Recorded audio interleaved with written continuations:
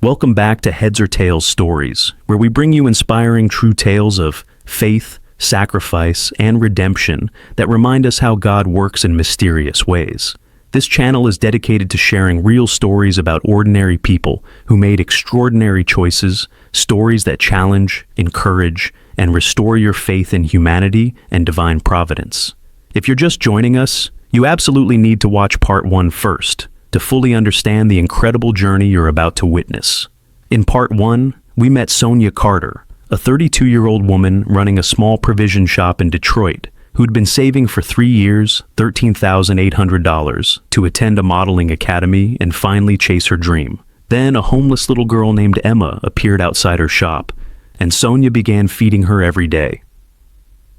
When Sonia discovered that Emma was living alone in an abandoned warehouse, she made plans to bring Emma home. But before she could, Emma was hit by a car in a devastating accident. Sonia faced an impossible choice. The surgery to save Emma's life cost exactly $13,800, every penny Sonia had saved. Without hesitation, Sonia gave up her dream to save Emma's life. As Emma recovered, she revealed her real name, Emma Grace Harrison, daughter of billionaire Michael Harrison. Emma had been told her father died in a car accident nearly 4 years ago and had been surviving on Detroit's streets ever since. Sonia tried desperately to contact Michael Harrison, but no one would believe her claims that his supposedly dead daughter was alive. Then a local news story about Sonia's sacrifice caught the attention of a private investigator who'd been searching for Emma for years. And that's where we left off with Michael Harrison, who'd been visiting his daughter's grave every Sunday for nearly 4 years, standing in Sonia's shop, staring at his daughter, who was alive, and counting change at the counter. The little girl whispered one word that would change everything: "Daddy." Now, let's continue with what happened next, and how one woman's sacrifice would expose a criminal conspiracy, reunite a shattered family, and prove that God's timing is always perfect, even when we can't see it. Before we continue, make sure you're subscribed to Heads or Tails Stories so you never miss these powerful testimonies of faith and redemption. Now, let's dive back into the moment that 4 years of grief collided with impossible hope. He dropped to his knees right there in the middle of the shop, no longer caring about his expensive suit or his dignity or anything except the miracle standing in front of him. "Emma Grace," he said, and his voice broke completely. "Oh my God, Emma Grace, it's really you." Emma took a step back, her hand reaching for Sonia's arm, her face cycling through emotions too complex for a child: joy, confusion, fear, hope, disbelief. "You're alive?" she said, and she was crying now. "They told me you died. The lady at the hospital said you died in the accident." Michael was crying too, tears streaming down his face, his hands reaching out toward his daughter, but stopping short, not wanting to scare her. "I didn't die, baby girl. I didn't die. I've been looking for you." Every day for nearly 4 years, I never stopped looking. Sonia, watching this scene unfold, felt like she was in a dream. This was Michael Harrison, the Michael Harrison, and he was kneeling on her shop floor calling Emma his daughter, which meant everything Emma had said was true. All of it. The accident, the woman who'd lied, the years of hell this child had endured. It was all true. Emma took a tentative step toward Michael, then another. She was moving slowly, like she was approaching something that might disappear if she moved too fast. "I thought you were dead," she said again, and her voice was so small and broken. "I tried to call you. Once, at your work. But the lady said your daughter died. She said I was lying." Michael's face transformed from grief to fury in an instant. "Someone told you that? Someone at my company told my daughter she was lying about who she was?" Emma nodded, and Michael's hands clenched into fists. But then Emma was right in front of him, and the fury melted back into overwhelming love. "Can I hug you?" Michael asked, and his voice was gentle despite the tears. "I've missed you so much, sweetheart. I've missed you every single day." "Can I hold you?" Emma nodded, and Michael pulled her into his arms carefully, like she was made of glass. But once he had her, once he felt her small body against his chest, solid and real and alive, he held her tighter. Emma wrapped her small arms around her father's neck and buried her face in his shoulder, and they both sobbed. Nearly 4 years of grief and separation and pain poured out of them right there in that provision shop on Gratiot Avenue. Sonia stood behind the counter with tears streaming down her own face, watching this reunion that shouldn't have been possible. Mrs. Henderson had come to the shop door and was peering in with her mouth open. Other neighbors were gathering on the sidewalk, some filming, some just watching with tears in their eyes. Everyone could feel they were witnessing something extraordinary. After several minutes, Michael pulled back just enough to look at his daughter's face. He cupped her cheeks with his hands, his thumbs wiping away her tears. "You're so big," he said, his voice filled with wonder and pain. "You grew so much. I miss so much. Where have you been, baby? What happened to you?" Emma's face crumpled with fresh tears.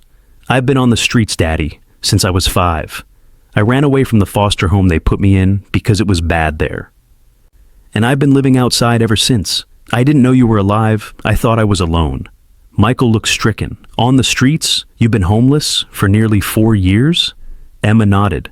"But Miss Sonia helped me," she said quickly, reaching back to grab Sonia's hand. "She gave me food every day.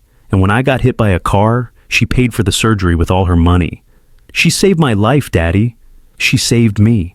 Michael's attention shifted to Sonia, and the gratitude in his eyes was almost painful to witness.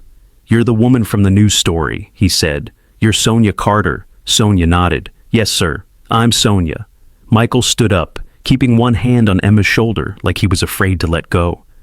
"You saved my daughter's life. You gave up your life savings to save her.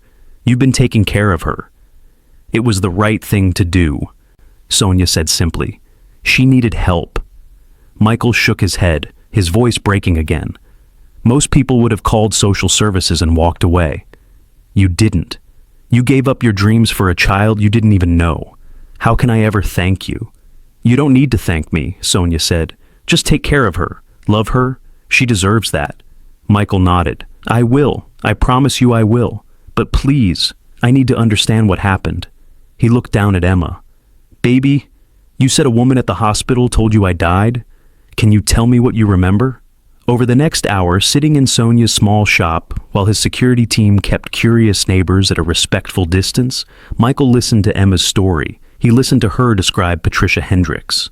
He listened to her describe being transferred to a different hospital, being placed with the Colemans, the 3 months in that basement before she ran away. He listened to her describe nearly 4 years on the streets, the warehouse, the constant fear and hunger and loneliness. And with each detail, Michael's expression grew darker and more furious. Someone had deliberately taken his daughter.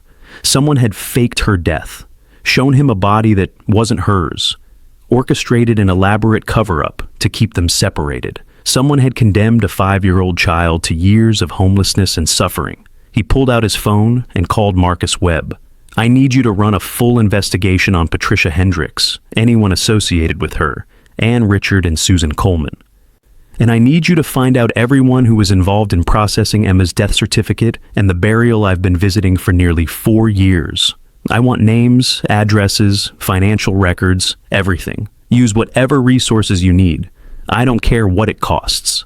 Then Michael made a second call to his head of security.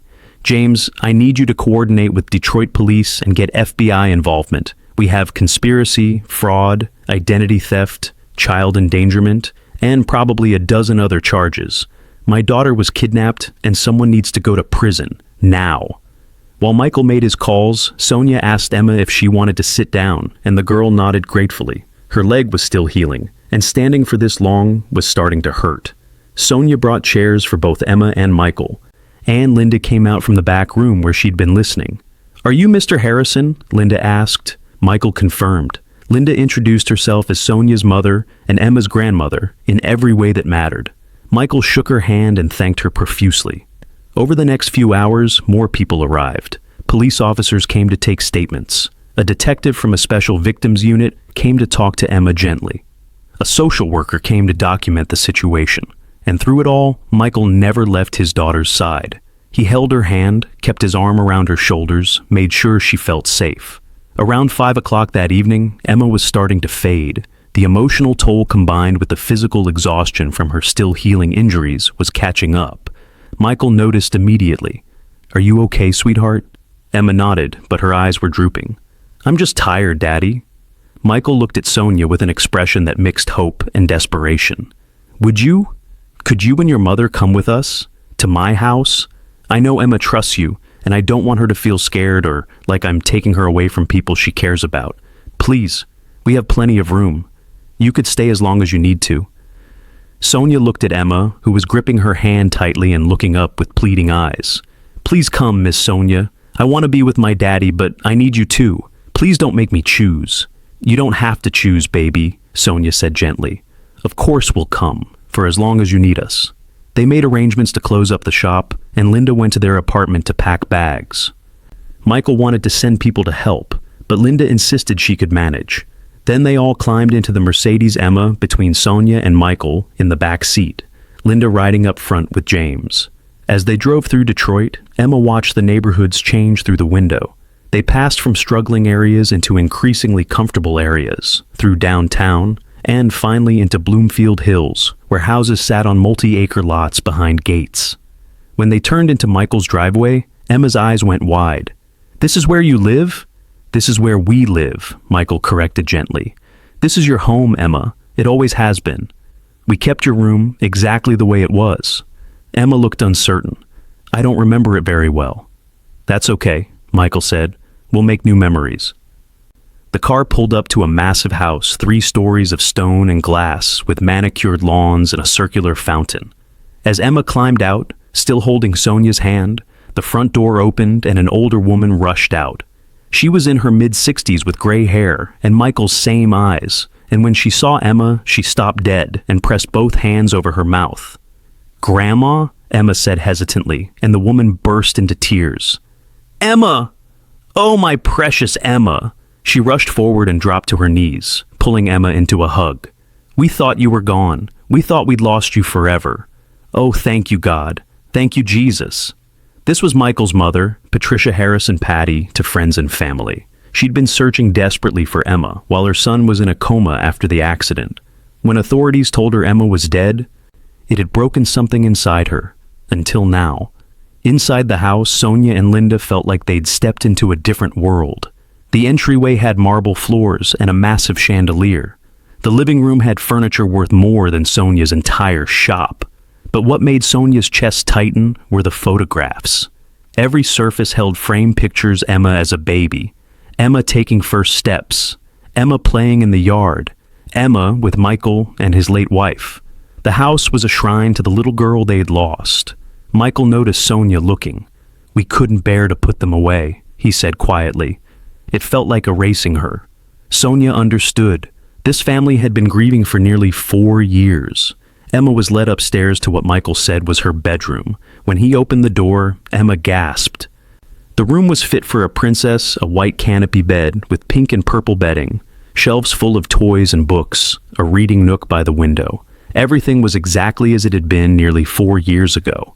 Emma walked in slowly, running her fingers along the furniture like she was trying to remember. "Is this really mine?" "It really is," Michael said. "And you can change anything you want." But Emma shook her head. "I like it how it is. It feels like the mama I never really knew, like she's here somehow." That night, after dinner that the house cook prepared, after showers and fresh clothes and more tears and hugging, Emma insisted that Sonia stay in her room with her. She wouldn't sleep otherwise. So Sonia found herself in a guest bedroom 3 times the size of her apartment bedroom, with Emma in a sleeping bag on the floor beside the bed because she wanted to be close. In the dark, Emma's small voice drifted up. "Miss Sonia, are you awake?" "I'm awake, baby. What's wrong?" "Nothing's wrong," Emma said. "I just wanted to say thank you. For everything. For feeding me. For saving my life. For coming here with me. For not leaving me even when things got complicated." Sonia reached down and found Emma's hand. "You don't have to thank me. I love you. You're like my daughter now, too. I'll never leave you." Emma was quiet. "Can I ask you something?" "Of course." "Do you think my daddy really wants me?" Emma asked. "Or do you think he's just being nice because he feels like he has to be?" Sonia climbed down from the bed and lay on the floor next to Emma, pulling the girl into her arms. "Baby girl, your daddy loves you more than anything in this world. Did you see his face today? He was crying. He was shaking. That man has been searching for you for nearly 4 years. He wants you. He loves you. Never doubt that. Emma buried her face in Sonia's shoulder. I'm scared. What if I don't remember how to be his daughter? What if I mess up? You don't have to be the same, Sonia said. You've been through things no child should survive. You're going to be different, and that's okay. Your daddy knows that. He just wants you back, however you are. If you're still watching at this point, drop a comment with Part 2 is incredible to let us know you're following this amazing journey. And if you haven't subscribed to Heads or Tails Stories yet, hit that button. Now you don't want to miss the conclusion of this powerful testimony. Over the next 3 weeks, Michael made things happen with the kind of efficiency that only serious money and influence can provide. He made one phone call to Elite Image Modeling Academy, and suddenly Sonia had not just an acceptance letter, but a full scholarship covering every expense. He arranged for Linda to receive a monthly stipend, ensuring she'd be comfortable while Sonia was in New York. He even arranged for someone to manage Sonia's provision shop so she wouldn't have to close it. But what nobody expected was how complicated Emma's emotions would become.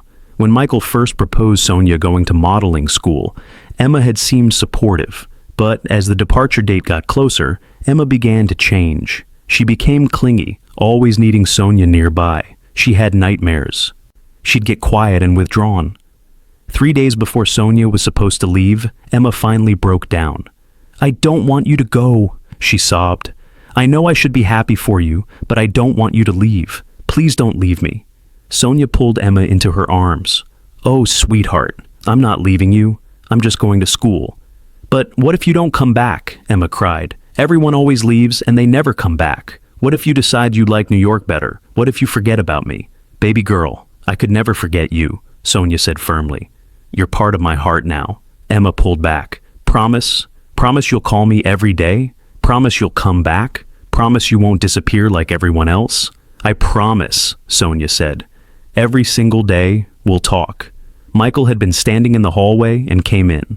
Emma, he said gently, I know you're scared, but Sonia has given up so much for us. We can't ask her to give up her dreams too. Emma nodded miserably. I know it's not fair, but feelings aren't fair. I love Miss Sonia, and I don't want her to go. What if I told you something? Michael said. What? Sonia is not your miss anymore. She's your mom. Emma looked confused. Your biological mother gave you life, but Sonia saved your life and has loved you like her daughter ever since. She's your mom too now, and moms don't disappear. Moms always come back. Emma looked at Sonia with hopeful eyes. Really? Is that true? You're my mom? If you want me to be, Sonia said, her own eyes filling with tears. I'd be honored. Emma threw herself at Sonia. Then I guess you have to come back, because moms always come back. 2 days later, Sonia left for New York. The goodbye at the airport was tearful but not desperate. Emma held it together, standing between her father and grandmother, waving. And true to her promise, Sonia called that evening. Those nightly phone calls became their ritual. Every single evening at 7 o'clock, Sonia would call and Emma would be waiting. The modeling academy was everything Sonia had hoped for. She threw herself into the work, learning about styling and photography and runway techniques. She was older than most students, which made her stand out, but it also gave her an advantage. She was more focused, more disciplined. The instructors noticed, and Sonia found herself getting opportunities that newer students didn't receive. 3 months into the program, one of her instructors recommended her for a campaign with a fashion brand looking for models with a more mature look. Sonia auditioned and landed the job. It wasn't major, but it was real paid work, and it led to another job, and then another. By month 5, Sonia was being asked to return to Michigan to shoot a spread for a Detroit magazine celebrating local women entrepreneurs. The shoot was scheduled for a weekend, which meant Sonia could visit Emma. When Sonia walked through the door of Michael's house that Friday evening, Emma ran to her and jumped into her arms. You came back! You really came back! I told you I would, Sonia laughed. I always keep my promises. That weekend was beautiful. Michael had arranged for Sonia's modeling shoot to take place at his company headquarters. On Sunday evening, before Sonia had to leave, Michael asked if they could talk privately. They went to his study. Sonia, he said, I need to ask you something.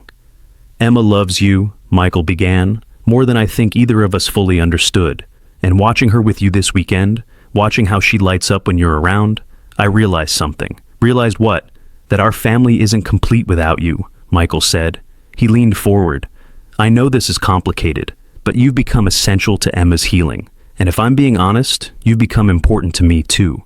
I've loved watching you chase your dream. I've loved our phone calls. I've loved seeing Emma blossom under your care. What are you asking me, Michael? I'm asking if you'd consider something. When you finish your program, would you come back here? Would you consider making this your home, with Emma and me and my mother? Not as an employee or an obligation, but as family. Real family. Sonia stared at him. You want me to come live here? Michael nodded. I want more than that, actually, but I don't want to overwhelm you. So, for now, yes. I'm asking if you'd be willing to come back to Detroit, live here with us, be Emma's mother in an official capacity, and maybe see if there could be something between us too. Beyond just Emma. Sonia felt her breath catch. Michael, are you saying what I think you're saying? I'm saying I'm falling in love with you. I'm saying I watch how you love my daughter, and it makes me fall even more in love with you. I'm saying that when you're here, the house feels like a home. I'm saying I want to see if we could be a real family, the three of us together. Before Sonia could respond, there was a knock. Emma stood there in her pajamas. How long have you been there? Long enough, Emma said. Long enough to hear Daddy say he loves Miss Sonia. She looked at Sonia. Do you love him too? Sonia felt trapped in the best possible way. She looked at Michael, then at Emma. Yes, Sonia said quietly. I do love him. And I love you, Emma. I love both of you so much. Emma squealed. Does that mean you'll come back when school is done? Does that mean you'll stay with us forever? Sonia looked at Michael. If your father is really sure about this, then yes, I'll come back. Michael's face broke into the biggest smile. I've never been more sure of anything. The remaining 4 months flew by. Sonia completed the academy with top marks and had been signed by a modeling agency for continued work. But she'd made it clear she wanted to be based in Detroit. The agency agreed. When Sonia finally came home for good, Emma and Michael picked her up from the airport with a sign that read, Welcome home, Mom. And when Sonia saw them waiting, she understood what coming home really meant. But there was still unfinished business. While Sonia had been in New York, Michael and his investigators had been piecing together the conspiracy. What they'd discovered was worse than Michael had imagined. Patricia Hendricks had been paid $50,000 to make Emma disappear. The money had come from Michael's younger brother, Richard Harrison. Richard had always been jealous of Michael's success. Their father had left the company to Michael, and while Richard had been given a substantial trust fund and a position in the company, it wasn't enough. He wanted what Michael had. After Michael's wife died, Richard saw an opportunity. If Michael and Emma both died, the company would go to Richard. The car accident had been real and random, but Richard had seized on it. Working with Patricia Hendricks, who was Richard's wife's sister, they'd created a false death certificate for Emma while Michael was in a coma. They'd arranged for a homeless child's body, a girl who died of exposure with no family, to claim her to be buried in Emma's place. They'd convinced Michael's mother that Emma's body had been identified through her belongings, and they'd hidden the real Emma in foster care under a false name. It was calculated and cold-blooded. Patricia had recruited her cousins to run the foster home. She'd paid off hospital staff to falsify records. She'd paid off a funeral home director to arrange the fake burial. Richard had funded all of it. But they'd made mistakes. The death certificate had inconsistencies. The timing of certain events didn't line up. And they hadn't counted on Michael's refusal to accept his daughter's death, his willingness to spend years and unlimited money searching. They hadn't counted on Emma surviving on the streets and being found by someone like Sonia. The FBI built an airtight case. Phone records, financial transfers, testimony from co-conspirators who'd been offered plea deals, security footage. 8 months after Emma's reunion with her father, Richard Harrison, Patricia Hendricks, the Colemans, and 3 others were arrested. The trial was swift. The prosecutors had overwhelming evidence. Emma had to testify, which was difficult, but her therapist and a child advocate helped her through it. Michael sat in the courtroom every day, often holding Sonia's hand. When the verdicts came back guilty on all counts, Michael cried. Richard received 25 years. Patricia got 20. The others got sentences ranging from 10 to 15 years. On the day sentencing was complete, Michael took Emma and Sonia to a cemetery, but not to the grave he'd been visiting. Instead, they went to the real grave of the homeless girl who'd been buried as Emma. Michael had tracked down information about her. Her real name had been Sophie Cole, and she'd been 8 when she died of hypothermia, sleeping in an abandoned building, much like Emma would later inhabit. Michael had arranged for a new headstone. Instead of Emma's name, it now read, Sophie Cole, beloved child of God, may you rest in peace. Beneath that, you were not forgotten, you mattered, you are loved. He placed flowers. This little girl deserves to be remembered by her real name. Emma stood at the grave with tears. I could have been her. If Miss Sonia hadn't found me, I could have ended up just like Sophie. But you didn't, Michael said firmly. You survived. And Sophie's death, as tragic as it was, helped us find you. Can we come visit her? Emma asked. Can we bring her flowers so she knows somebody cares? Of course, Michael said. Whenever you want. That evening at dinner, Sonia made an announcement. I've been thinking about something. I want to create a foundation for homeless children. I want to buy that warehouse where Emma lived and turn it into a shelter with real beds and food and counselors. I want to find those kids before they end up like Sophie. Michael smiled. I think that's beautiful, and I'd like to help fund it. We could start with one building, get it running, and then expand, create multiple locations. Emma bounced in her seat. And I could help. When I'm older, I could talk to the kids because I know what it's like. Over the next year, that's exactly what they did. Michael donated $2 million as seed funding. Sonia worked with social workers to design programs that would actually help. They hired staff who genuinely cared, and they named it The Provision. The Morrison warehouse where Emma had lived was completely renovated. The concrete corners became bedrooms with real beds. The empty space became common areas with books and games. The building that represented Emma's lowest point became a symbol of hope. On opening day, Emma cut the ribbon. She was 9 years old, standing between her father and Sonia. And when the doors opened and the first children came in, Emma greeted them personally. Hi, she said. I'm Emma. I used to be homeless too. I used to sleep here actually. But it's different now. You're safe here. The Provision became a model program, so successful that other cities began reaching out. Within 3 years, there were centers in 5 cities. Within 5 years, 12. And at the heart of everyone was the same message. You matter. You're not alone. But while Sonia was building her foundation and continuing her modeling career, there was one more chapter that needed to be written. On a Saturday evening in late spring, almost 2 years after Emma had been reunited with her father, Michael asked Sonia if she wanted to take a walk. Just the two of them. They walked through the estate grounds until they reached a gazebo overlooking a pond. The sun was setting, and the evening was warm. Michael seemed nervous. Sonia, he began, then stopped. I've rehearsed this so many times, but now I can't remember any of it. Whatever you want to say, just say it, Sonia smiled. Okay, here's the simple version. You changed my life. You saved my daughter, and in doing so, you saved me. You brought light back into a house that had been dark. You've loved Emma and me with everything you have. You've built something beautiful with the Provision.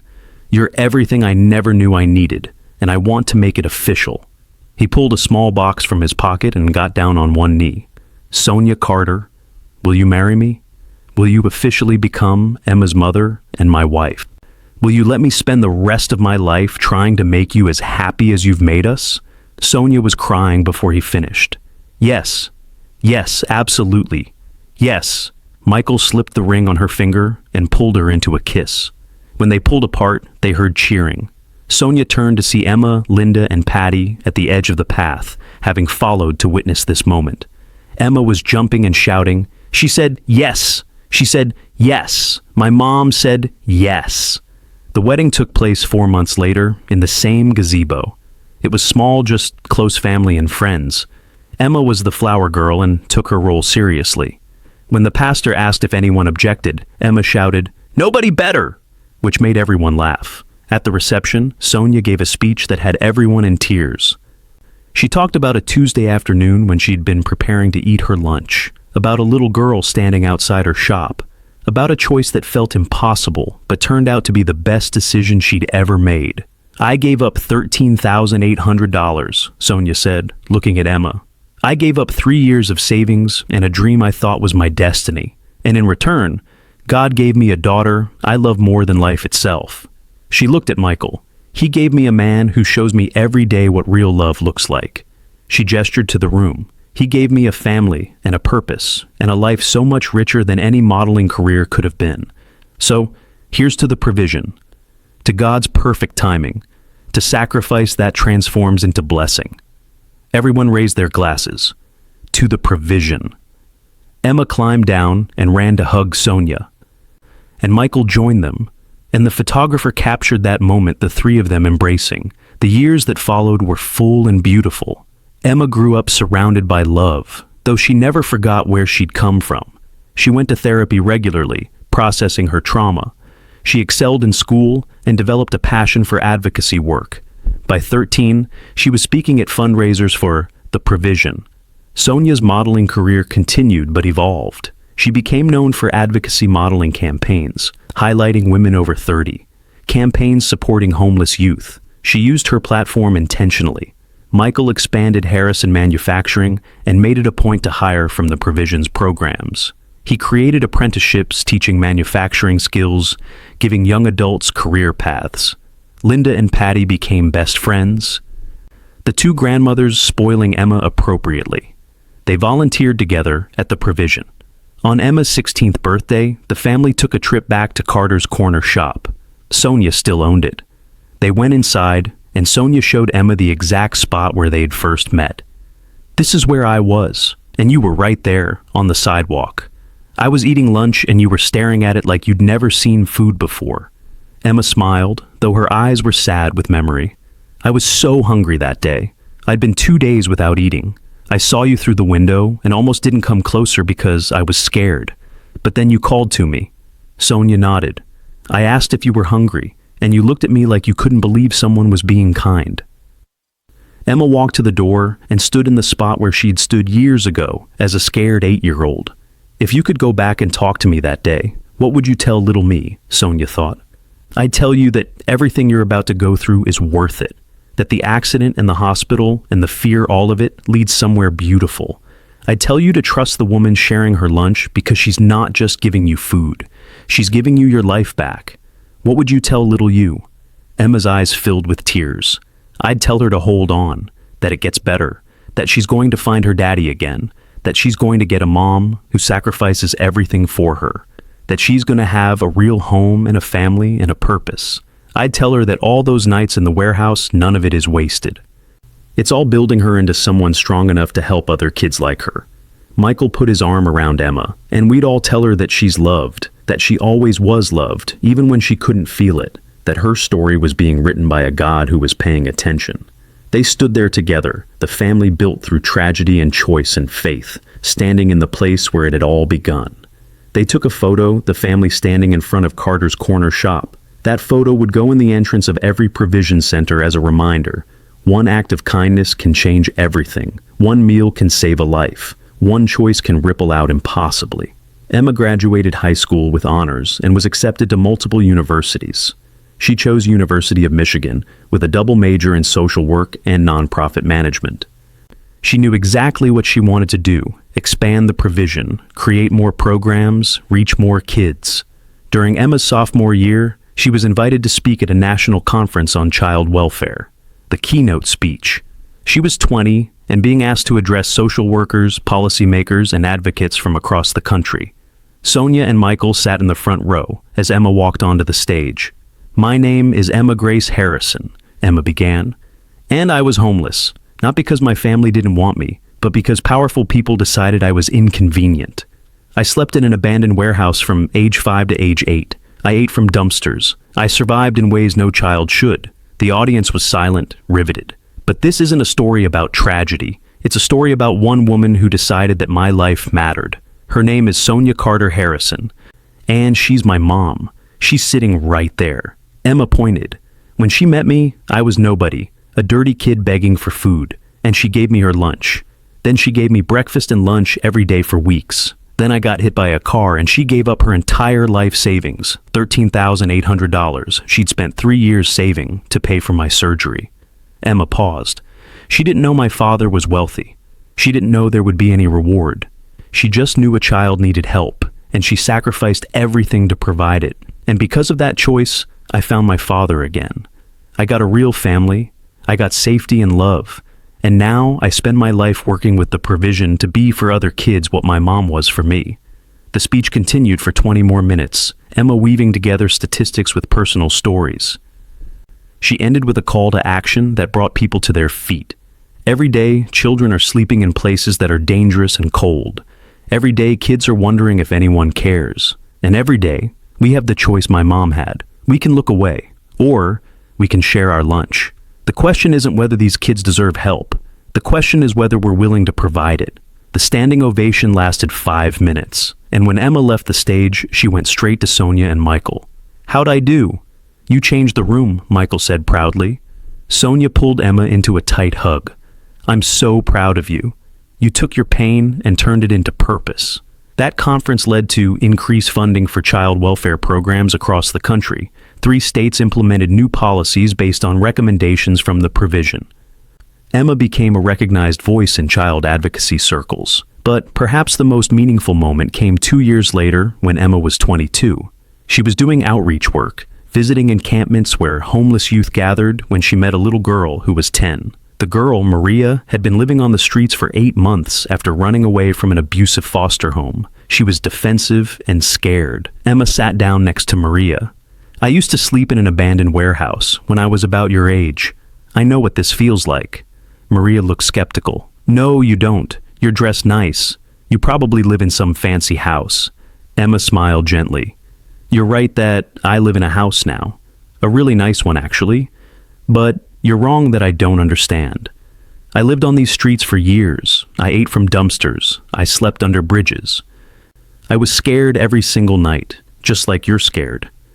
Maria's defensive posture softened. "Then how'd you get out?" "Someone cared about me," Emma said simply. "A woman named Sonia gave me food, and then she saved my life, and then she became my mom. And now I spend my time finding kids like you and offering the same thing, a safe place, regular meals, people who actually give a damn." Maria was quiet. "What's the catch?"